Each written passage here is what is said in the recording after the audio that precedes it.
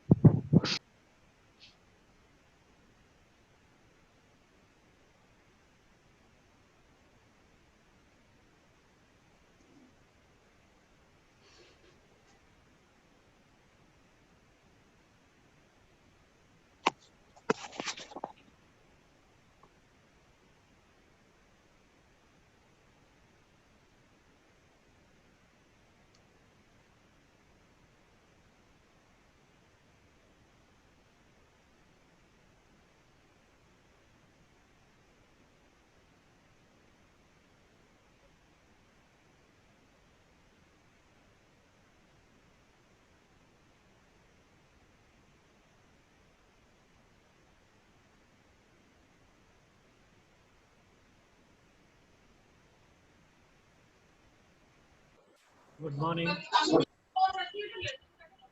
Good morning, sir.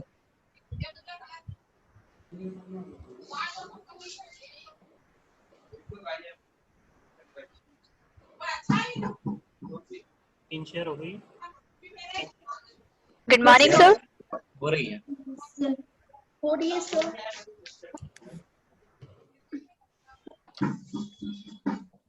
Good morning, sir.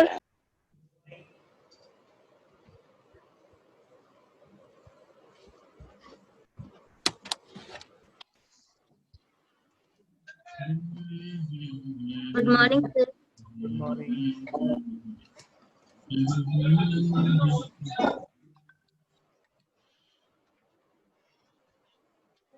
चलिए start करें. कल हमने स्टार्ट कर दिया था. एरर कंट्रोल रीट्रांसमिशन हमें कब कब करना है ना. दो हमने देखे थे, error correction using ARQ and error correction using forward error correction, जिसमें हम एक तो हमने हेमिंग कोड मेथड देखा था जिसमें हम रिसीवर एंड पे ही करेक्ट करते हैं. अब अगर हम मैसेज को रिसीवर एंड पे ही करेक्ट नहीं कर पा रहे हैं तो दूसरा तरीका क्या था हमारा कि हम उस मैसेज को रीट्रांसमिट करवा लो, है ना. तो रीट्रांसमिट के कितने तरीके, कब कब रीट्रांसमिट आप मैसेज को करवा सकते हैं. पहला केस हमने देखा है कि जब आपकी फ्रेम लॉस्ट हो जाए. पहला तरीका डैमेज फ्रेम, फ्रेम आपकी जो रिसीव हो, डैमेज फ्रेम रिसीव हो. फिर दूसरा हमने क्या देखा कि आपने जो फ्रेम भेजी थी वो लॉस्ट हो गई, ठीक है. और तीसरा केस क्या, उस फ्रेम का जो एक्नॉलेजमेंट आना था वो लॉस्ट हो गया. क्लियर है. हमने दो तरीके भेजे हैं, देखे थे मैसेज को भेजने के. पहला है स्टॉप एंड वेट और दूसरा है sliding window. Stop and wait में 1 बाय 1 फ्रेम जाती है और स्लाइडिंग विंडो में हम एक साथ 2-3 फ्रेम को भेज देते हैं. क्लियर है. ये हम डिस्कस कर रहे थे कल पिछली क्लास में. अब आपने स्टॉप एंड वेट प्रोटोकॉल में ये तीनों केसेस देखे थे. फिर हमने स्लाइडिंग विंडो के दो टाइप्स देखे थे, एक गो बैक एन और एक सिलेक्टिव रिपीट या सिलेक्टिव रिजेक्ट. तो गो बैक एन का एक बार मैं फिर से डिस्कस कर लेता हूँ कि हम देखिए स्लाइडिंग विंडो में बेसिकली हम क्या करते हैं, ठीक है. जैसे पहला केस है, आपने क्या किया, एक साथ बहुत सारी फ्रेम्स को सेंड कर दिया. मेरी आवाज़ आ रही है ना सभी को clear? Yes sir. Yes sir, आ रही है सर आवाज. हम क्या करते हैं, थोड़ी सी कम आ रही है. एक साथ डेटा को भेज देते हैं. जैसे यहाँ पे क्या हो रहा है, 0, 1 और 2 डेटा एक साथ गया, ठीक है. 3 और 4 भी चला गया है सेंडर एंड की तरफ से, तो 3 और 4 भी चला गया, ठीक है. रिसीवर एंड पे 0 रिसीव हुआ, 1 रिसीव हुआ, 2 हुआ.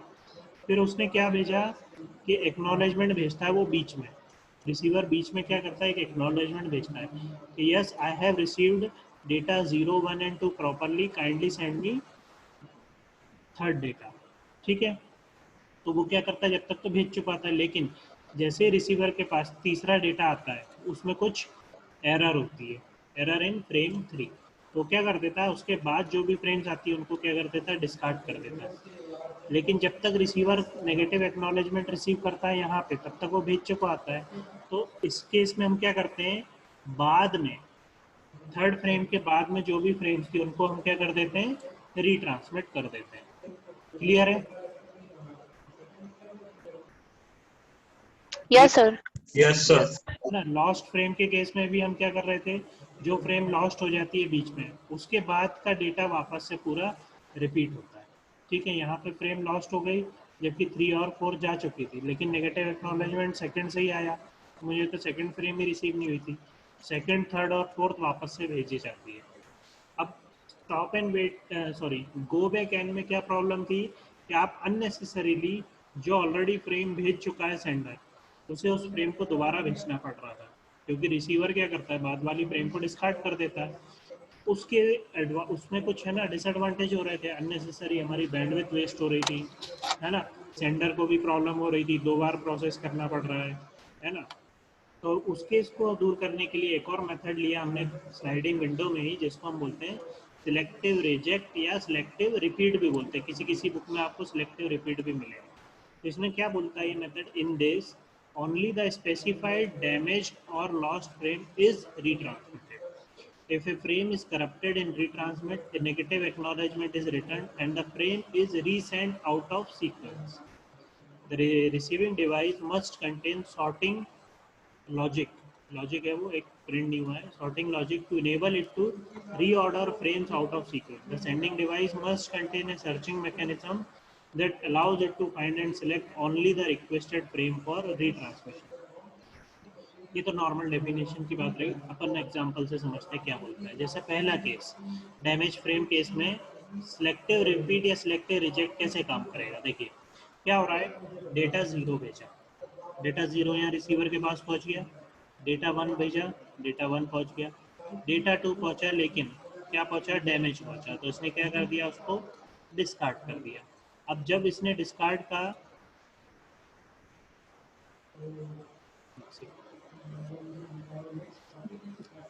ठीक है, डेटा 0 पहुंच गया, डेटा 1 पहुंच गया और इसको डेटा 2 को डिस्कार्ड कर दिया। डेटा 2 का जब तक एक्नॉलेजमेंट जाता तब तक वो 3, 4 और 5 को भेज चुका था। अगर हम गो बैक एंड देखते तो उसमें क्या करते, 2 के बाद 3, 4, 5 को वो रिजेक्ट कर देता है यहाँ पे और उसे वापस भेजना पड़ता है। लेकिन यहाँ पे क्या हो रहा है, रिसीवर 3 को तो एक्सेप्ट कर रहा है, 4 को एक्सेप्ट कर रहा है, 5 को भी एक्सेप्ट कर रहा है जब उसके पास जैसे ही आया। और जो नेगेटिव एक्नॉलेजमेंट यहाँ पे जब उसने भेजा, तो रिसीवर जब सेंडर उसको नेगेटिव एक्नॉलेजमेंट को एक्सेप्ट करेगा तो वो ये समझेगा कि हाँ, सेकंड वाली फ्रेम उसके पास प्रॉपरली रिसीव नहीं हुई थी और मुझे केवल सेकंड वाली फ्रेम को रीसेंड करना है। क्लियर है? तो क्या करेगा, केवल सेकंड वाली फ्रेम को रीसेंड कर देगा। आए समझ में? Yes, sir. यहाँ पे एक्नॉलेजमेंट 5 का क्या मतलब है, जब रिसीवर एक्नॉलेजमेंट 5 भेज रहा है, इसका मतलब है कि मुझे 0 से लेकर 5 तक की फ्रेम प्रॉपरली रिसीव हो चुकी है। क्लियर है? Yes, sir. ना किसी Yes, बुक में sir. आपको एक्नॉलेजमेंट 6 भी मिलेगा। 6 अगर एक्नॉलेजमेंट लिखा है, इसका मतलब है 0 से 5 तक की मुझे प्रॉपरली रिसीव हो गई है, 6th वाली फ्रेम या 6th वाला डेटा आप भेजो। नंबरिंग से मतलब नहीं होता है, मेनली नेक्स्ट वाला डेटा आप भेज दो मुझे।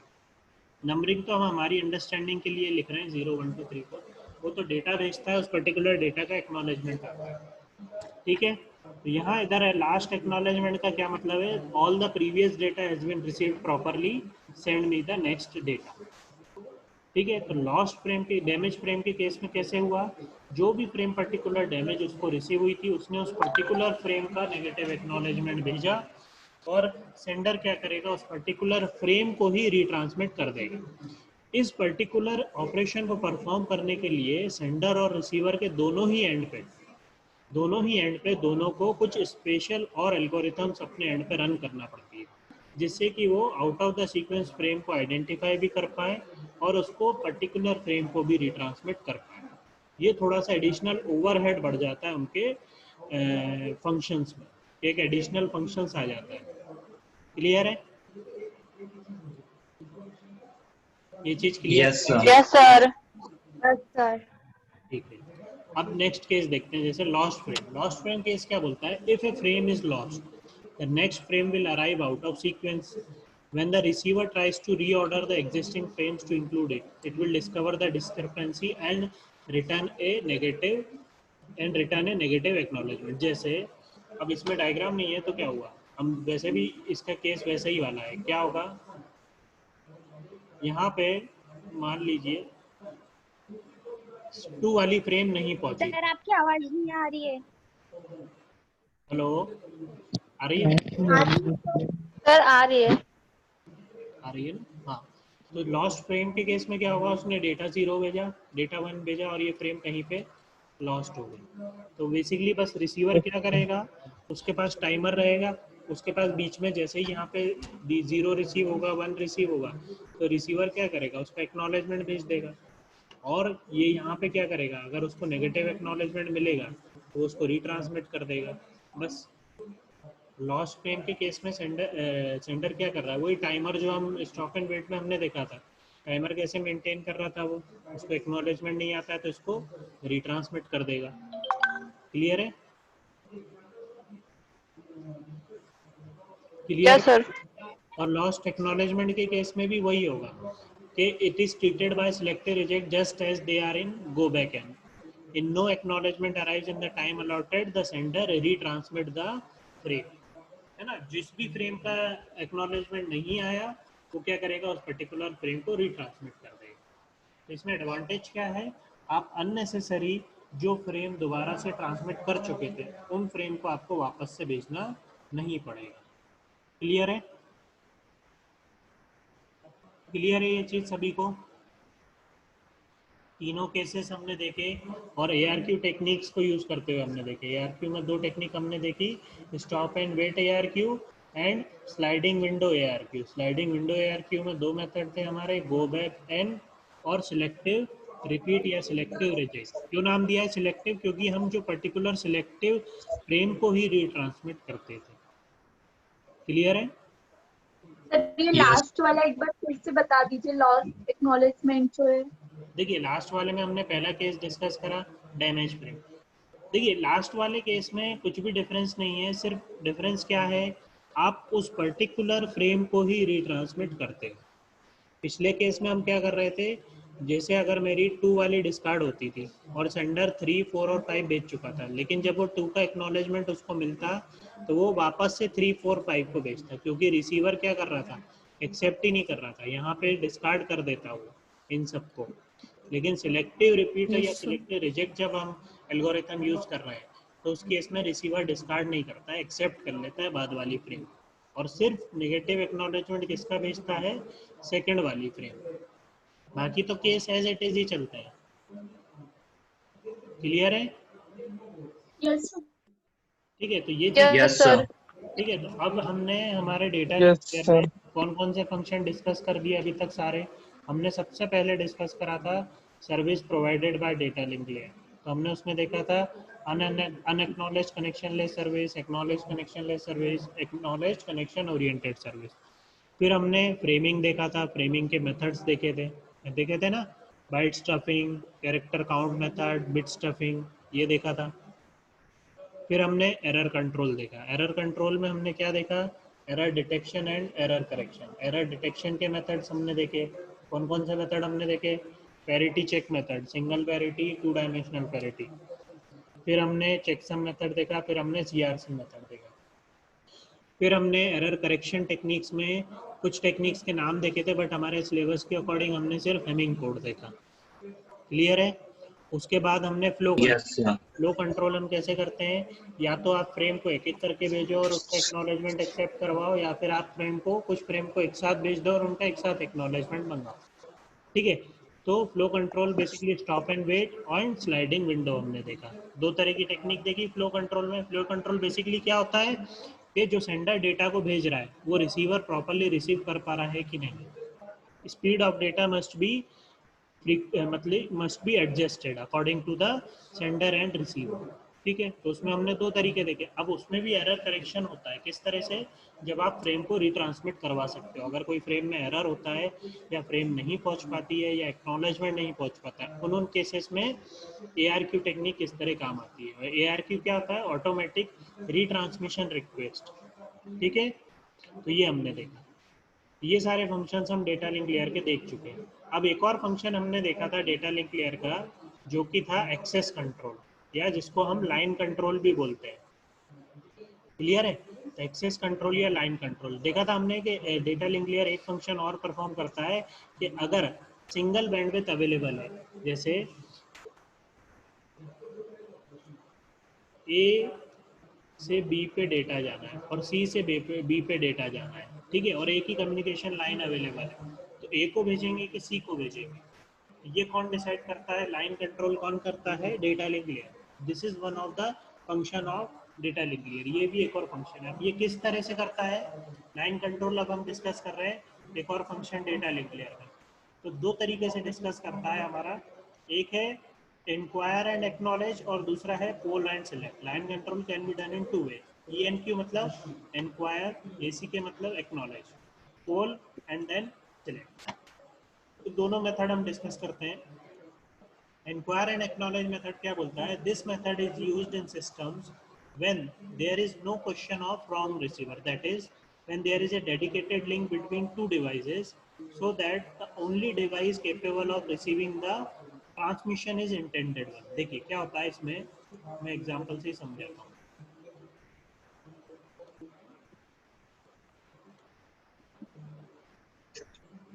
क्या हो रहा है? सेंडर ए क्या करता है? पहले तो ये डिसाइडेड है कि ये ए और बी के बीच में ट्रांसमिशन होना है या सी के बीच में ट्रांसमिशन होना है। जो भी सेंडर सेंड करना चाहता है वो क्या करता है? एक इंक्वायर मैसेज भेजता है। क्या करता है? एक इंक्वायर मैसेज भेजता है, इंक्वायरी भेजता है कि मैं डेटा को रेडी करने, डेटा को सेंड करने के लिए रेडी हूँ, इसे कोई एक्सेप्ट करना चाहता है क्या?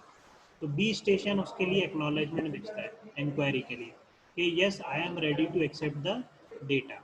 लेकिन ये कब पॉसिबल होता है? जब दोनों डिवाइसेस के बीच में कम्युनिकेशन आपको पता चल गया है कि हाँ ये दोनों डिवाइस आपस में कम्युनिकेट करना चाहते हैं, अब रेडी हैं कि नहीं ये देखते हैं, ठीक है।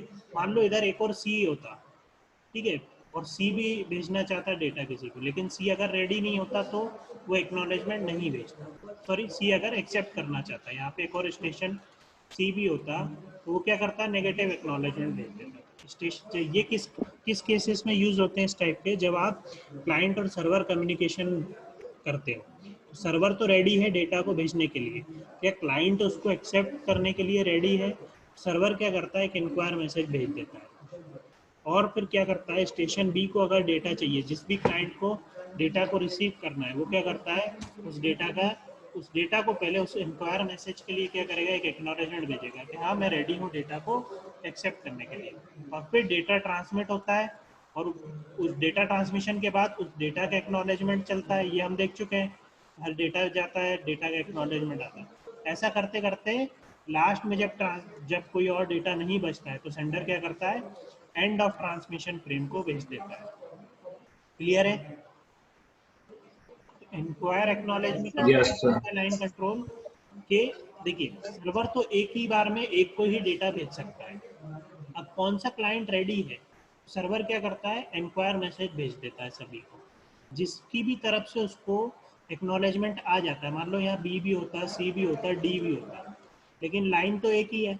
अब वो क्या करता है? कुछ नहीं करता, एक इंक्वायर मैसेज भेज देता है सभी को, जिसकी भी तरफ से एक्नॉलेजमेंट आ जाता है वो उस पर्टिकुलर के साथ में कनेक्शन को एस्टेब्लिश कर लेता है और फिर डेटा ट्रांसमिशन करता है। क्लियर है? क्लियर है? Yes, sir. अगर हम इस तरह का प्रोटोकॉल यूज नहीं करेंगे तो मान लीजिए प्रॉब्लम क्या हो सकती है। देखिए अगर एक और स्टेशन सी होता है यहाँ पे, ठीक है, अब ए और बी के बीच में मान लो रैंडम ट्रांसमिशन चल रहा होता है, तो सी क्या कर देता है? बीच में से अपनी रिक्वेस्ट भेज देता है, अरे मुझे डेटा चाहिए, मुझे भी भेजो। अब ए क्या करता भैया? ए तो एक बार में एक ही को डेटा भेज पा रहा है। वो केस डिफरेंट है जब हम एक साथ दो को पैरेलल डेटा भेज सकते हैं, वो भी आप कर सकते हो। बट अभी हम एक आइडियल केस बात कर रहे हैं कि जिस केस में क्या होगा कि या तो वो बी को भेजेगा या सी को। अगर हम प्रॉपर कनेक्शन एस्टेब्लिश नहीं करते हैं तो क्या होगा? इन बिटवीन कहीं से भी दूसरा डिवाइस आके उस लाइन को एक्सेस करने की कोशिश करेगा। तो what we need here is line control. Clear है? तो हमें लाइन कंट्रोल करने की जरूरत है। तो वो हम किस मेथड से करते हैं? इस मेथड से कि सबसे पहले जो भी दो डिवाइस आपस में कम्युनिकेट करना चाहते हैं उनके बीच में कनेक्शन एस्टेब्लिश करते हैं। वो कैसे करते हैं कि जो भी सेंडर है और जो रिसीवर है, सेंडर क्या करता है? एक इंक्वायरी मैसेज भेजता है और रिसीवर उसके लिए एक्नॉलेजमेंट भेजता है। जैसे ही ये चीज़ें हो जाती हैं तो एक कनेक्शन एस्टेब्लिश होता है और फिर डेटा ट्रांसमिशन टेक प्लेस होता है और वो उस कनेक्शन को एंड कर देता है फिर सेंडर। वापस से फिर अगर किसी और से कनेक्शन करना है उसको सी से, तो क्या करेगा, इंक्वायर मैसेज भेजेगा और जो रिसीविंग डिवाइस होगा वो उसके लिए एक्नॉलेजमेंट भेजेगा। क्लियर है? Yes, Yes, sir. sir. Sir हाँ, सर जो स्टेशन ए है वो अगर मतलब वो एक साथ ही दोनों को भेजेगा क्या? स्टेशन बी और सी को वो जो इंक्वायरी मैसेज है अगर दोनों में से कोई एक एक्सेप्ट करना चाहे तो? वो तो भेज देगा। मान लो 4 डिवाइस कनेक्टेड है तो चारों को भेज देगा वो इंक्वायर मैसेज। अब जिसकी तरफ से पहले एक्नॉलेजमेंट आ जाएगा वो उसके साथ कनेक्शन एस्टेब्लिश कर लेगा। अच्छा, तो सर इसमें मतलब अगर एक साथ दो अगर स्टेशन ने एक साथ बोल लिया कि उसे डाटा चाहिए तो वो उसमें से जो पहले उसको वो बोलेगा डाटा भेजने के लिए उसको भेज देगा और फिर उसका कंप्लीट हो जाने के बाद सेकंड वाले को भेजेगा? हाँ बिल्कुल, जो पहले एक्नॉलेजमेंट भेजेगा वो उसी को डेटा भेजेगा। जिसके साथ कनेक्शन एस्टेब्लिश हो जाएगा पहले उसके साथ पूरा डेटा ट्रांसमिशन कंप्लीट करेगा। फिर से वो क्या करेगा, इंक्वायर मैसेज भेजेगा। फिर जो सर्वर रिसीव क्लाइंट रेडी होगा वो उसके लिए एक्नॉलेजमेंट भेज देगा। क्लियर है? Yes sir. ठीक है। अब एक और मतलब, हेलो सर, बट सर अगर दो हेलो हाँ, बट सर दो स्टेशन एक साथ रेडी होंगे तो फिर क्या होगा? तो उस केस में जिससे हम बी अभी और एक सी और दोनों एक साथ उस केस में उसको इसमें डिफरेंट, हाँ सर दोनों एक हाँ, तो उस केस में एक और हम प्रोटोकॉल यूज़ करते हैं जिसको हम बोलते हैं CSMA-CD और CSMA-CA। इसको हम बेसिकली कंप्यूटर नेटवर्क्स की टर्मिनोलॉजी में बोलते हैं कॉलिजन। ठीक है, जब दो फ्रेम या दो डेटा एक ही लाइन पे सेंड होते हैं तो तब क्या होता है, कोलिजन ओकर होता है। तो उसमें डिफरेंट होते हैं। कैरियर सेंस मल्टीपल एक्सेस होता है जिसमें हम क्या करते हैं, कोलिजन को अवॉइड भी करते हैं और कोलिजन को डिटेक्ट भी करते हैं। तो वो केस हम थर्ड यूनिट में डिस्कस करेंगे कि जब क्या होता है कि जब एक ही लाइन पे दो यूज़र सेंड करते हैं डेटा को, तो उस केस में क्या होता है। बेसिकली उस केस में हम कुछ नहीं करते हैं। जब अगर कोलिजन पहले क्या करता है, सेंडर सेंड करता है, जो भी रिसीवर है वो क्या करता है, सेंड करता है अगर लाइन फ्री मिलती है उसको तो। और अगर दोनों एक साथ सेंड करते हैं तो कोलिजन होता है, तो हम दोनों को वेट करने बोलते हैं 5 मिनट के लिए और किसी तीसरे ही क्लाइंट को अलाउ कर देते हैं सेंड करने के लिए, दोनों को होल्ड पे रख देते हैं। तो ऐसे डिफरेंट डिफरेंट मेथड्स हम देखेंगे। CSMA-CD और CSMA-CA जब हम पढ़ेंगे उसमें ये कोलिजन डिटेक्शन वाला केस हम पढ़ते हैं। बट ये अभी डेटा लिंक लेयर के फंक्शन से थोड़ा सा अलग हो जाता है। क्लियर है?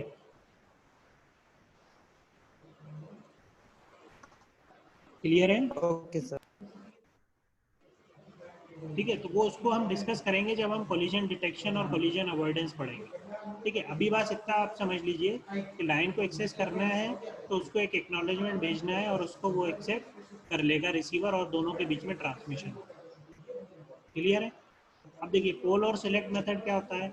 It works with topology where one device is designated as primary station and other devices are secondary station. जैसे कैसे वर्क करता है, primary device controls the link, the secondary device follow the instruction. It is up to the primary to determine which device is allowed to use the channel at a given time. If the primary wants to receive data, it asks the secondary if they have anything to send. This is called polling.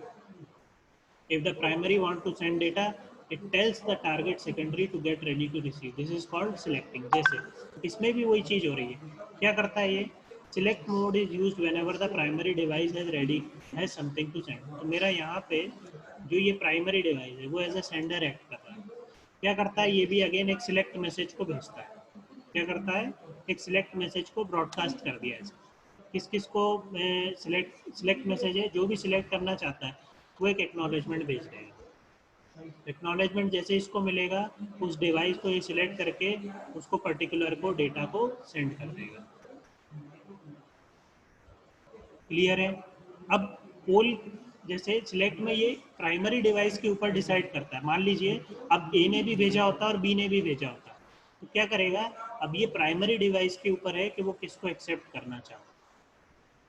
तो इसमें polling होता है and then selecting होता है। Clear है? Yes, sir. तो इसमें basically primary device हम बना देते हैं और वो प्राइमरी डिवाइस पे फिर डिपेंड करता है कि वो किसके डेटा को एक्सेप्ट करना चाहता है। जैसे यहाँ पे इसने पोल किया, ठीक है, ए ने क्या बोल दिया, नेगेटिव एक्नॉलेजमेंट कि मुझे नहीं चाहिए, है ना, मुझे कनेक्शन इस्टेब्लिश नहीं। इसने बी के साथ पोल किया था तो बी ने क्या करा, बी ने एक्सेप्ट कर लिया, तो बी ने, इसने फिर क्या करा, बी इसने डेटा भेजा, इसने एक्नॉलेजमेंट भेजा, ठीक है। फिर इधर इसने पोल किया था तो इसने नेगेटिव एक्नॉलेजमेंट भेज दिया। क्लियर है? इस तरह से दो तरीके से लाइन कंट्रोल बेसिकली परफॉर्म होती है। क्लियर है? Yes sir. क्लियर है? Yes, sir. ठीक है। Yes, sir. ये कुछ हमने फंक्शन डिस्कस करे डेटा लिंक लेयर के। तो मोस्टली आपका सेकंड यूनिट पूरी डेटा लिंक लेयर और उसके फंक्शंस पे थी। तो यहाँ पे हमारी सेकंड यूनिट ऑलमोस्ट खत्म ही होती है, ठीक है। आपके सिलेबस में और कुछ नहीं है शायद सेकंड यूनिट का। एक पिगी बैकिंग और पाइपलाइनिंग है, वो तो हम ऐसे डिस्कस। पाइपलाइनिंग बेसिकली क्या होता है कि आप डेटा को सेंड कर रहे हो। अभी आपने जैसे मान लो, मैंने एक बफरिंग वाला एग्जांपल बताया था ना आपको कि वीडियो अगर बफर होता है तो आपके फ्रेम्स क्या होते हैं, एक बफर में स्टोर होते जाते हैं। तो पाइपलाइनिंग बेसिकली वही है कि अगर आप एक प्रोसेस कंप्लीट हो रही है तो आप वेट करते हो उस प्रोसेस को कंप्लीट होने का, लेकिन आप क्यू में क्या करते हो, एक और प्रोसेस को अप्लाई करते हो। जैसे आप प्रिंट देते हो, हम प्रिंट देते हैं ना, प्रिंट में क्या करते हैं, एक साथ बहुत सारे प्रिंट दे देते हैं, लेकिन वो प्रिंट एक साथ निकलते हैं कि एक एक करके एक एक करके निकलते हैं। लेकिन बाकी जो दूसरे होते हैं वो भी क्यू में ही होते हैं ना, तो उसको हम क्या बोलते हैं, पाइपलाइनिंग। तो जब आप डेटा को सेंड करते हो ऑलरेडी, या कोई डेटा या कोई प्रोसेस सेंड हो रही है, तो वो क्या हो रही है, अभी तो कंप्लीट होने में उसको टाइम लगेगा, लेकिन आप ऑलरेडी दूसरी प्रोसेस को उसके क्यू में ऐड कर देते हो, तो that is known as pipelining. Clear है? तो यहाँ पे हमारी बेसिकली सेकेंड यूनिट कंप्लीट होती है। अब मैं सेकेंड यूनिट का आपको असाइनमेंट दूंगा, कुछ उसमें न्यूमेरिकल क्वेश्चन। कल हमारा थर्सडे है ना, तो कल मैं इसका एक शॉर्ट टेस्ट रखूँगा, ठीक है, और कल ही मैं इसका असाइनमेंट भी दूंगा। तो आप लोग गूगल क्लासरूम पे उसका असाइनमेंट अपलोड कर देना और इसका शॉर्ट टेस्ट भी अटेम्प्ट करना। क्लियर है? Yes sir, yes. तो अभी हेलो सर। तो आज तो असाइनमेंट दोगे आपकी, कल ही हेलो सर। असाइनमेंट के क्वेश्चन दोगे? कल दे दूंगा या आज दे दूंगा मैं, जैसे मेरे को क्वेश्चन कुछ मैं बना के मैं आपको सेंड कर दूंगा। आज यस सर। का टाइम है Yes, sir. Okay sir. और शॉर्ट टेस्ट आपको कल देना रहेगा। तो अभी 10 मिनट है हमारे पास। आपको कुछ डिस्कस करना है सेकंड यूनिट में किसी भी टॉपिक में से, तो आप डिस्कस कर सकते हो। किसी को कुछ भी डाउट, किसी भी एक बात बोलने। पुराना कुछ भी टॉपिक है हेलो आपको डिस्कस करना है तो हम कर सकते हैं। Hello sir. हाँ बोलिए। मैं ये बोल रहा सर, असाइनमेंट वगैरह ये एक्सटर्नल की बात हो जाए तो, क्योंकि सर अभी वो भी पढ़ना है पुराना भी। Yes, sir. पुराना पूरा यस सर, हमारे ना एक्सटर्नल नहीं जा रहे थे सेकंड सेम के। external वापस repeat कर देंगे। और कॉम्प्रेहेंसिव और वाइवा सर भी है, मेन एग्जाम भी हो रही है। यस सर, मेन एग्जाम भी हो रही, थ्योरी। थ्योरी का वाइवा। एक्सटर्नल भी है तो सर उसके बाद ले लेते हैं आप तो। कितनी तारीख यस तो को? सही रहता। क्योंकि सर कोई टीचर भी नहीं ले, कोई से भी टीचर नहीं ले रहा। कितनी तारीख को? हाँ, टेस्ट भी कोई नेक्स्ट वीक है ना आपके? तो ठीक है। Yes sir. पर सर बहुत सारा पढ़ना है। बट अभी बहुत पढ़ना है, एक ही दिन में सारे के ये कॉम्प्रिहेंसिव वाइवा है सर। एक ही दिन में 6 सब्जेक्ट्स का है सर। ठीक है, मैं देखता हूँ फिर। ओके असाइनमेंट कर भी ओके दूंगा, तो सर। उसकी लास्ट डेट नहीं रखूंगा, तो लास्ट डेट हम एक्सटर्नल के बाद की रख लेंगे। Okay sir. Okay Yes, sir. sir.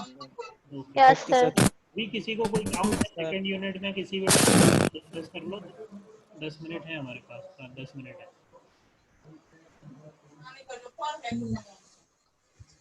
Doubt तो कुछ भी नहीं है। किसी को कुछ भी डाउट है, मैं 10 मिनट का टाइम दे रहा हूँ, आराम से आप लोग कुछ भी पुराना टॉपिक है तो डिस्कस कर लेते हैं। सेकंड यूनिट हमारी सर आज वाला ही एक बार फिर से रिवाइज करवा सर दीजिए। पोलिंग एक बारी और आप बता देते हैं। देखो एक्चुअली Yes, क्या sir. है, अभी जो मैंने आपको डिस्कस किया, देखिए लाइन कंट्रोल वाले केस में जो हमारा इंक्वायर और एक्नॉलेजमेंट वाला केस है, वो कब डिस्कस हो रहा था, जब ऑलरेडी आपको पता है कि इन दोनों के बीच में ही कम्युनिकेशन होना है। ये बेसिकली उन केसेस में यूज होता है कि ज़्यादा रिसीवर नहीं है और आपको डेडिकेटेड पता है कि ये और ये ही रिसीवर है। जैसे टेलीफोन कॉल, आप फ़ोन लगाते हो, आपको पता है ये रिसीवर है, मुझे इसी को फ़ोन लगाना है, लेकिन अब जब वो रेडी होगा तभी तो फ़ोन उठाएगा ना। तो आप तो एक कॉल रिंग देते हो, तो आप रिंग को यूँ समझ लो वो इंक्वायर मैसेज है, और जब वो फ़ोन उठा लेता है तो आपके पास एक्नॉलेजमेंट मैसेज आ जाता है, फिर आप बात करते हो, मतलब डेटा ट्रांसमिशन होता है, और आपकी तरफ से आप फ़ोन काट देते हो तो ट्रांसमिशन ख़त्म हो जाता है, तो वो एंड ऑफ ट्रांसमिशन फ्रेम होता है। तो बेसिकली जो आपका इंक्वायर और एक्नॉलेजमेंट केस में दूसरा है कोई इन्वॉल्व नहीं है, तब ज़्यादा काम में आता है कि आप बेसिकली दो, एक सेंडर है एक रिसीवर है, कम्युनिकेशन करने के लिए आपने इंक्वायर मैसेज भेजा, उसने एक्नॉलेजमेंट भेजा, तब आप डेटा को ट्रांसमिट करते हो। क्लियर है? Yes sir. उस यस केस सर। में लीजिए अगर कोई और फ़ोन लगा रहा होता, उस केस में अगर कोई और फ़ोन लगा रहा होता और वो उसका फ़ोन उठा लेता तो आपका कनेक्शन नहीं हो पाता, आपके इंक्वायर के लिए वो एक्नॉलेजमेंट भेज ही नहीं पाता, तो आप फ़ोन नहीं लगा पाते, तो दूसरे को उसने एक्नॉलेजमेंट भेज दी। क्लियर है? तो अलग अलग एप्लीकेशन के हिसाब से हम अलग अलग यूज़ करते हैं। अब जैसे पोल और सिलेक्ट में आप क्या करते हो, आपने क्या करा, एक सिलेक्ट मैसेज भेजा, या सिलेक्ट, देखिए अपन उसको मैं फिर से शेयर कर,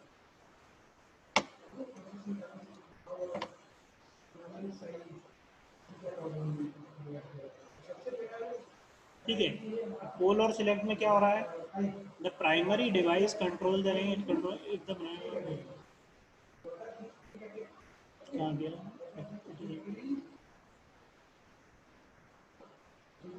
ठीक है।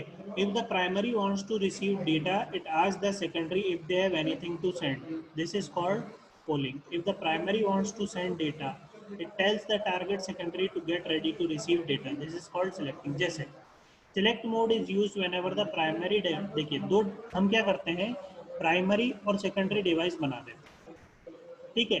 तो जैसे अब प्राइमरी को क्या करना है, सबसे पहले कुछ डेटा को सेंड करना है, तो वो क्या करता है, सिलेक्ट करता है, क्या करता है, एक सिलेक्ट मैसेज भेज देता है कि मैं डेटा सेंड करने के लिए रेडी हूँ, ठीक है। तो जो भी डिवाइस उसके लिए एक्नॉलेजमेंट भेजता है वो क्या करता है, उस पर्टिकुलर को डेटा को सेंड कर देता है, ठीक है।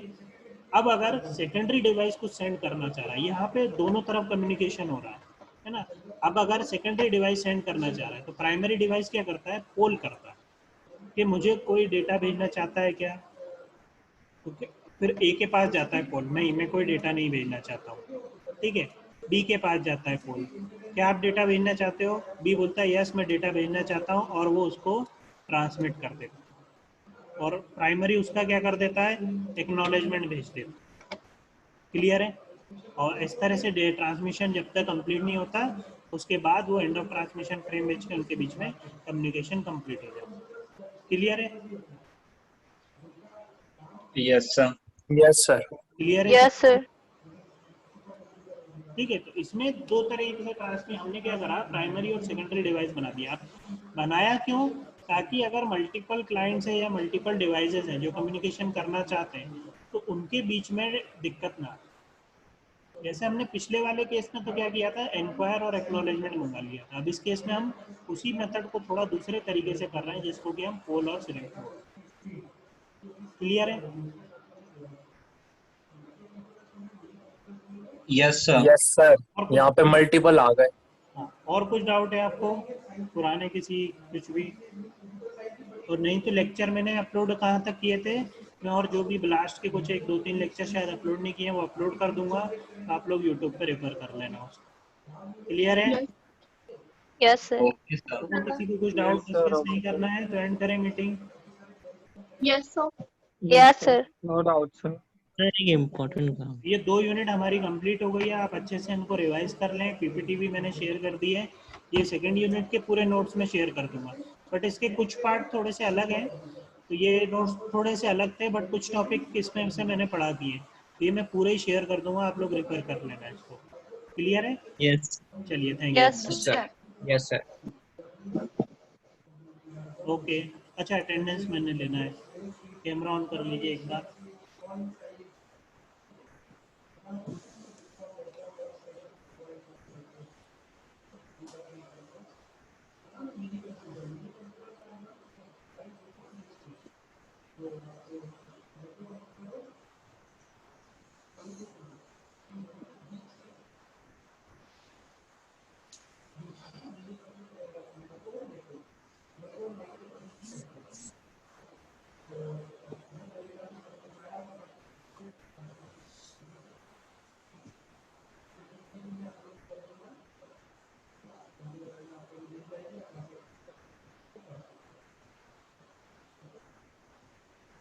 सर ये लेफ्ट होगा। हाँ ठीक है, चलिए लीव कर दीजिए आप। Good day sir. Thank you. Bye, sir. Nice day sir. Bye bye. Okay. Nice day, have a nice day. Bye.